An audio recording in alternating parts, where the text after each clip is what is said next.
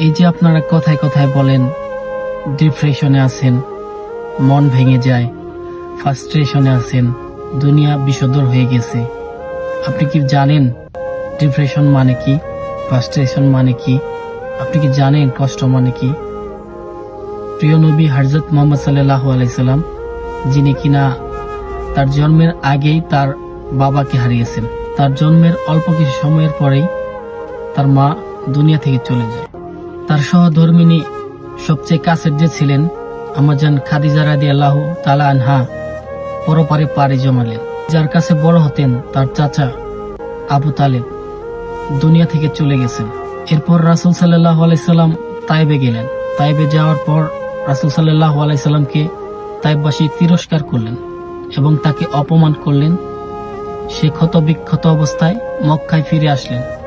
রাসূল সাল্লাল্লাহু আলাইহি সাল্লাম মক্কায় আসার পর সমস্ত কাফেররা তাকে বলতেছে, তুমি কত ছোট হয়ে গেছো, তায়েফের ছোট ছোট বাচ্চারা তোমাকে অপমান করতেছে, তোমাকে তায়েববাসী তিরস্কার করে দিয়েছে। আমার রাসূল সেই কথাগুলো শুনে দুমড়ে মুচকে গিয়েছে, ডিপ্রেশনে চলে গেছে, তার দুনিয়ার কোনো কিছুই ভালো লাগে না। এরপর আল্লাহ তাআলা বলেন, হে বন্ধু, সম্মান কাকে বলে, মর্যাদা কাকে বলে, ডিপ্রেশনের পর সুখ কাকে বলে, চলো আমি তোমাকে দেখাই। তখন আল্লাহ রাব্বুল আলামিন প্রিয় নবী হযরত মুহাম্মদ সাল্লাল্লাহু আলাইহি সাল্লামকে মেরাজে নিয়ে গেলেন।